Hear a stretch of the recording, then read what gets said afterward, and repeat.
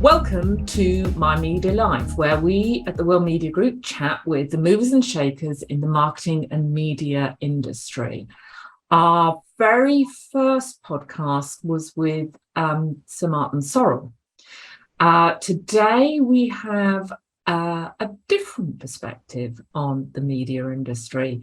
I'm going to be joined by Ella Solomon.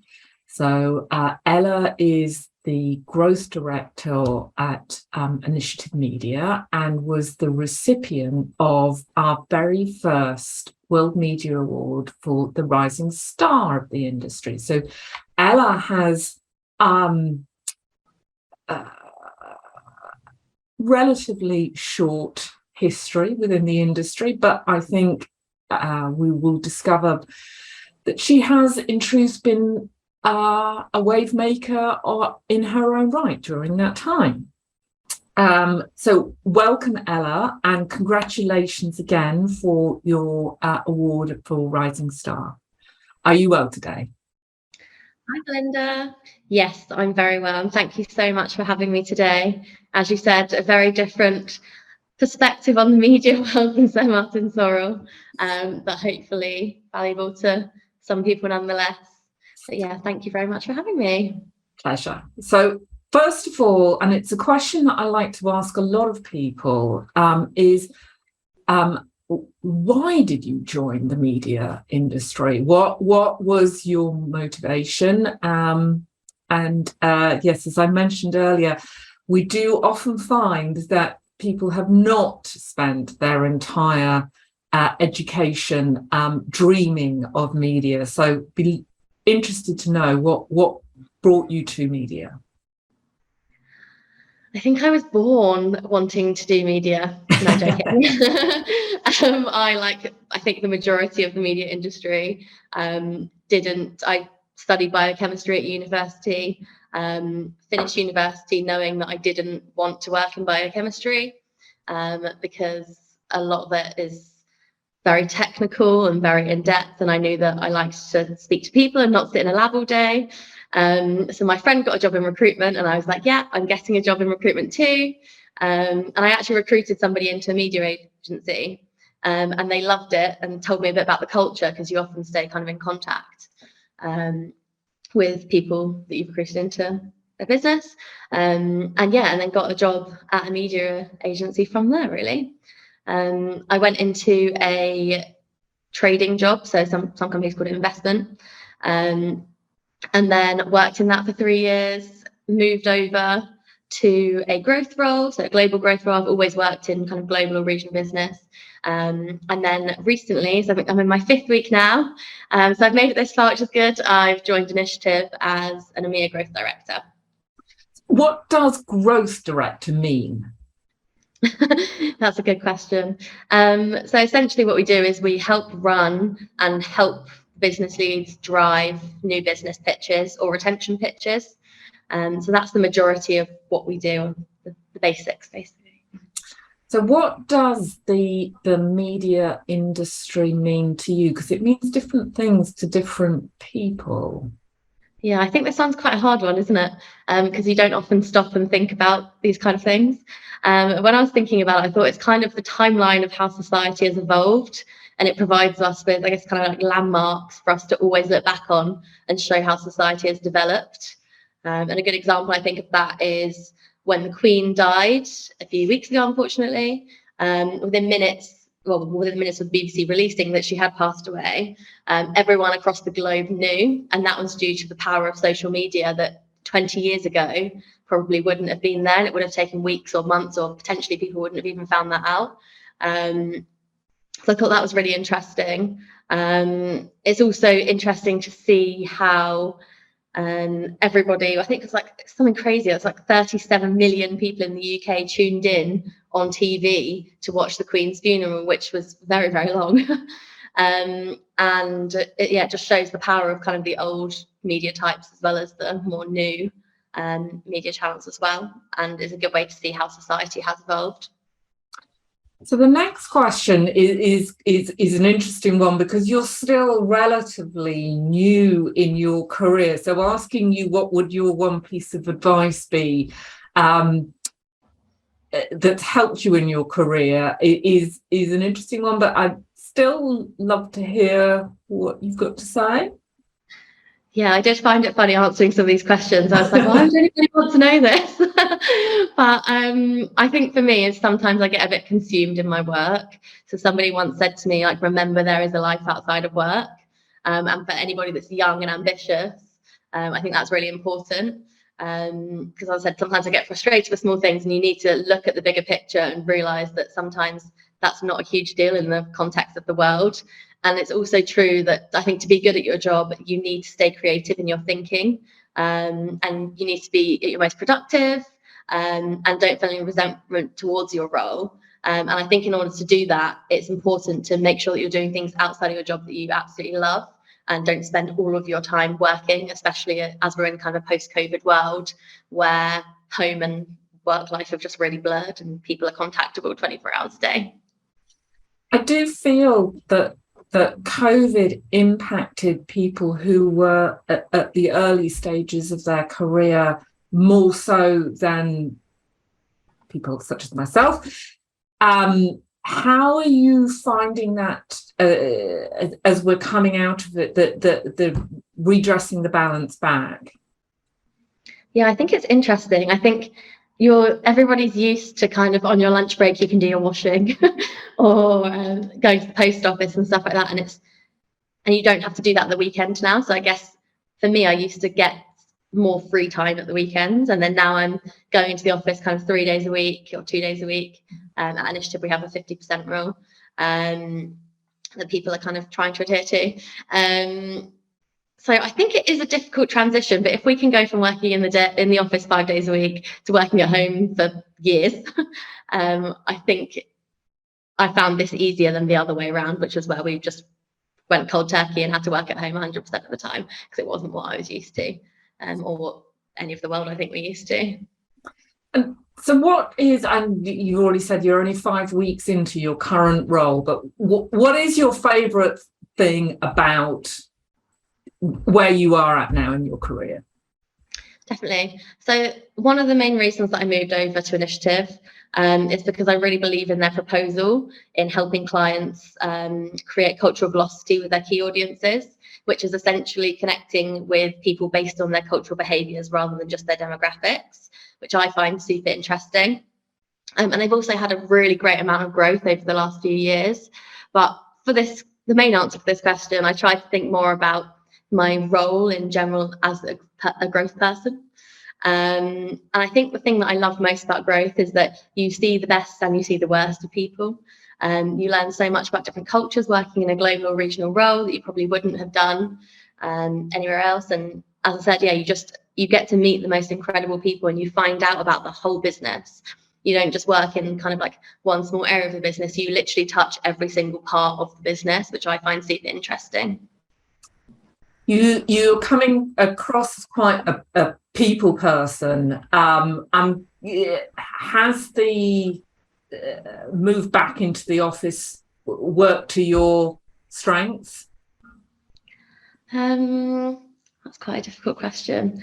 I would say that in some ways, yes. So in building relationships, which is super important in my role, and I'd actually say completely vital to my role.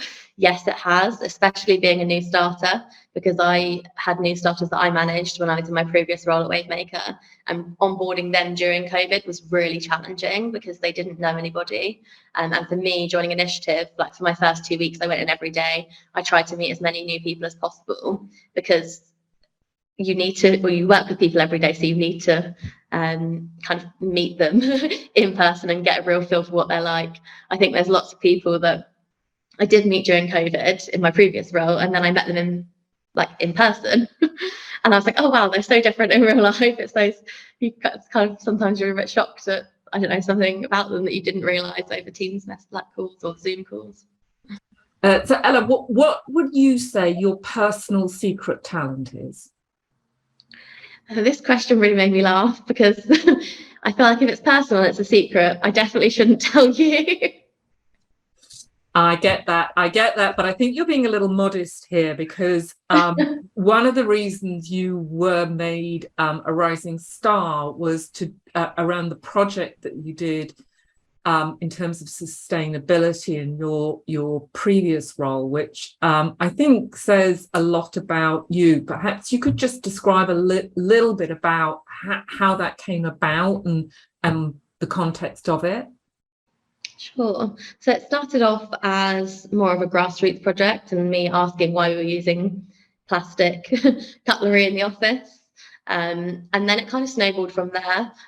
So I started helping out on some sustainability events. And I was quite lucky that my manager at the time allowed me to pursue my passion, because I feel like not everyone does get that opportunity. And I ended up being the kind of main person that would speak to clients about sustainability. We had a great Exco lead who would help ensure that everything we were doing on sustainability actually fed into clients as well. And ended up kind of developing the internal and kind of more external offering for Wavemaker on sustainability, with the help of some amazing people at Group M. So Group M have recently released a media decarbonisation programme that I helped work on. So yeah, a lot of support from the network enabled me to do that. And I also did a course on business sustainability management, and meant that I could actually get all my crazy thoughts and focus them a bit more towards the business, which was, yeah, really great to work on. And it's something that I'm actually also doing an initiative at the moment. So we are working on lots of different sustainability projects and bringing them all together to take to our clients, and also to make sure that we're being as sustainable as possible. I think that's pretty amazing. You know, you only joined the industry in 2018, and you were instrumental in really quite a significant project. So you shouldn't perhaps keep it as a secret in future. So Ella, where do you get your own daily news from? Yeah, so this is a really interesting one, because I think we live in a world of kind of misinformation. And as Heinrich Böll quoted, I think it was like the 1970s or something, I also believe that you need to read at least 5 sources of news/media before actually getting a well-rounded answer, and actually understanding what the truth is. So now, obviously, this book was published pre-internet, but I still think that's completely true in this day and age as well. So the standard place that I think I get my news from, which is where a lot of people get their news from in the UK, is the BBC. But then I try to make sure that I'm fact checking it with as many other things as possible, and even going to the likes of Twitter to seeing what people are saying about it. I think is actually quite important to make sure that you can make your own judgment on certain things. And thinking about media brands, are there any which are more important to you? You know, ones that you think I would genuinely miss if it ceased to exist? Yeah, I mean, I think it would be wrong of me as a millennial to say anything apart from a social platform. So Instagram is the platform that I use the most. Potentially not the most educational, but definitely the one that I find myself kind of aimlessly scrolling or finding house inspo or kind of talking to my friends on. I've also recently really got into a new platform that actually doesn't take advertising yet, but I'm hoping they're going to start taking it. That's called Be Real. So the idea is that you take a photo of yourself kind of face on from your front camera, and then it also shows what's in front of you, and it asks you to do that once a day, and there's no filter. My daughter has that. Yeah, exactly. It's meant to be real. That's the whole idea of it. Yeah, and I think it's quite nice to just see a snippet of people's real life, and often mine is, oh, I'm working again, because I work 5 days a week. But yeah, it's quite interesting to see in this, just a lot more honest and natural. And what do you do to switch off? Yeah, this is something that during a massive pitch I found really difficult, but something that more recently I've got a lot better at. And I think it's something that a lot of people do find difficult, especially if you're an ambitious person. And it sounds quite cliche, but things like exercising. So I absolutely love boxing and I love spinning. They really do. They're so difficult. They just take me into another world. That really helps me relax. And then I love a good podcast. So I listen to a podcast called My Therapist Ghosted Me by Joanne McNally and Vogue Williams. And they're just absolutely hilarious. And they just chat about life and stuff that's not important. And yeah, I literally love them. I'll literally find myself laughing down the street around the common. And yeah, looking slightly strange, but that's the kind of thing that really makes me switch off from work. And who or what inspires you, whether it be for work or in your personal life? Yeah, so I think there are so many inspirational people in the media industry as a whole. So professionally, there's many, many people that I've worked with that I've absolutely loved, and people I haven't worked with and just read about. However, I think my mum's the person that's inspired me the most, and has given me the kind of drive that I have today. So she was an absolute superwoman and a hero, and she managed to have 3 children, all quite young, and she was a single mum. She completed her PhD in that time. She also had a terminal illness at that time as well, and worked full time. So she just did everything you can ever imagine all together. And I think she just really taught me and my other siblings like how to handle stress and never to give up. And I think for my job today, especially, like having tenacity is absolutely everything. And that's definitely something that I learned from my mum. Your mum sounds like an awesome woman. I think we can all learn a bit from your mum. Ella, I want to thank you again for sharing your thoughts and time with us. I can't wait to watch what you do in the rest of your career. So watch out, Sir Martin Sorrell. Here comes Ella. No pressure. No pressure, definitely no pressure there. And yes, thank you. And for everybody else, do join us again soon for our next My Media Life.